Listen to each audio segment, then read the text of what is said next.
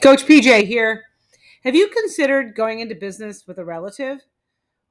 Have you considered a recipe that's been in your family that you want to sell? You think others have told you you could sell this. Well, let's take a look at a brother sister team that has done just that, and what are the lessons we can learn from that?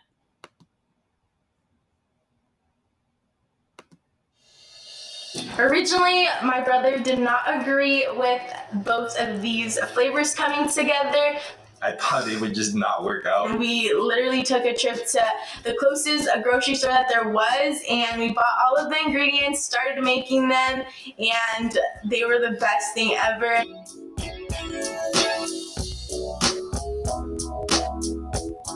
My name is JJ. I am 26 years old. My name is Judy. I'm 19 years old, and we're brother and sister. And we're both the owners of Enchilositos Treats, and we brought in $105,000 this past year. Enchilositos Treats is a homegrown Mexican-American candy brand inspired by the flavors of Mexico. The brother and sister team started experimenting with sweet candy dipped in sour and spicy flavors as a side hustle. It quickly grew into a lucrative business, and its success is due in part to Rudy and JJ's parents. My parents were born in Mexico. Both of them were born in Mexico. My dad came over at around 17, 18 years old. My mom at around the same age. Our parents taught us a lot about work ethic. They taught us to never give up. JJ has a lot of experience working in different industries. After college, he worked in manufacturing, food delivery, selling on eBay, and other side hustles. I felt very confident that I could now run my own business because I've seen other people run their businesses. My sister sparked the idea. I did not agree with it. Originally, I had seen dulces enchilados on TikTok and social media, and I really had been wanting to try them. I was so happy that I had finally had the chance to be able to try them and make them on my own. A few things to notice. One is they're partners, but they don't always agree. And that's a compromise. When you go into business with partners or family members, you have to understand that there's going to be disagreements. And how does that play out? Who makes the final decision? How do you compromise? And when do you compromise? Are great questions. Second, they're looking at a product that they like, a product that they're interested in, a product that they feel an attachment to. From a cultural perspective, from a flavors, they are passionate about. So that's very, very important as well. And they talk about their parents and their family and their upbringing as far as being hard workers and knowing that this is not necessarily an easy task, but it is something that they actively want to do and are passionate about doing. Let's keep watching. We kind of looked at each other and had that first little bite. We were like, let's start trying to sell it to our friends and family and just the locals if we possibly can. In May of 2020, Rudy and JJ opened up shop in their parents' kitchen in California. Dulces enchilados, or chilitos, are made using American candies like Gushers and Skittles. These candies are dipped in chamoy, a tamarind-based sauce, and sprinkled with a dry spice blend like tajin. It was an American-Mexican fusion. That's the way I depict it. When JJ and Rudy started the business, JJ was working at a manufacturing facility. I want to say about 2 to 3 months in was when I kind of gave my notice and I was done working for somebody else and I took the riskier route. When he told me he was quitting, I got a little bit scared. And thankfully I had saved my money. And I was able to then invest it into this new idea. But at that point, I had a little bit over 10 grand. It was a big moment where I was like, okay, you know what? If you already did it, let's just go for it then. And we have to put all our effort into this little business that we just started.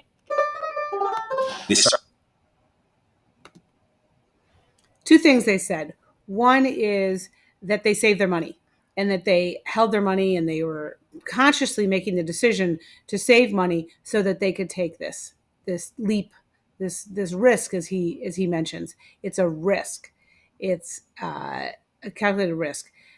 In that same vein, the second point is when you take a risk like that and you quit your job failure is not an option, and it actually pushes you in a lot further way. And I think the sister said that she was a little bit scared.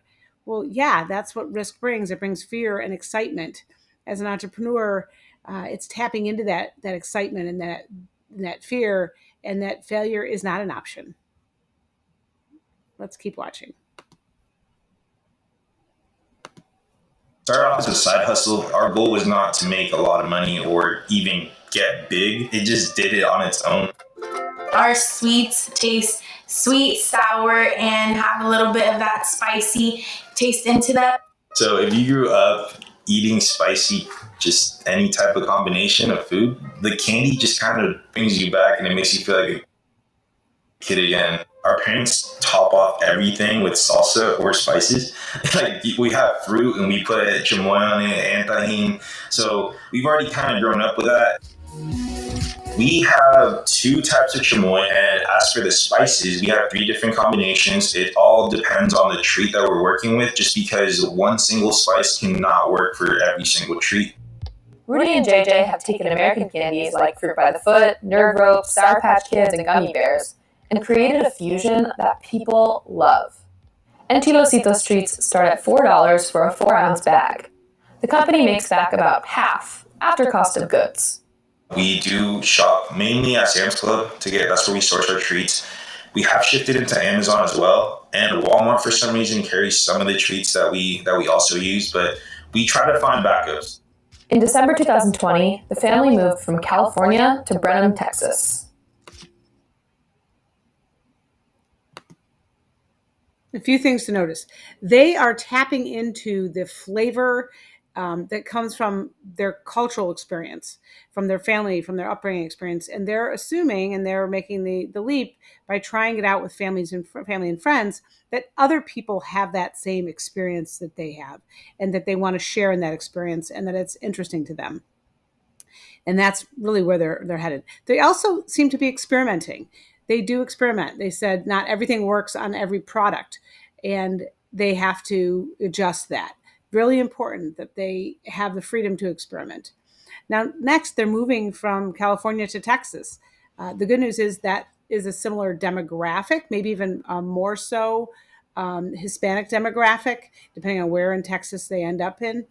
And that could be really good for their business because of the flavors and their propensity to tap into their experiences. We didn't really realize how many of these people in other states didn't really have anything like this around them. They started an Instagram account to get sales going.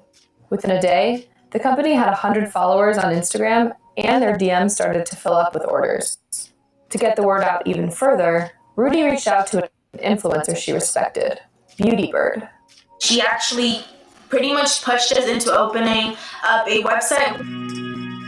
Within a week, the site was live. They currently ship to all 50 states and receive international requests from Canada, Mexico, and Australia. Now we're able to sustain ourselves with it and pay off our bills and things like that. And we're hoping to continue to grow bigger and bigger. We've been wanting to have a location since we were in California. People had already brought up the idea of us just opening up a spot. When we moved out here, we were like, people are asking for us out in Houston, San Antonio, and now that we have our home, we're ready to be able to open up a location very soon. A few things to look at. They moved and they continued with their business. They're looking at the next growth opportunity. They're thinking more about marketing, which is so important, especially if you're thinking about location and taking on the overhead, is what do you need to generate sales?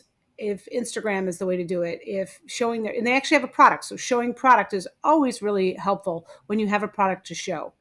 So they're using their marketing. They're not jumping into the location yet, but they're starting to explore it, and they need to know their numbers. That's probably the biggest thing I would say to them is know your numbers, know what it's going to take for the overhead, understand what you actually need in the overhead, and think about whether that is a location that you want as a destination or is it a location for production. or both, because that will definitely lead them down the way. If you're thinking about creating a business, I hope you have the same passion that these two do. And if there's a video in particular you'd like me to react to, put in the comments below, and happy to do so. Your business profit. Until next time.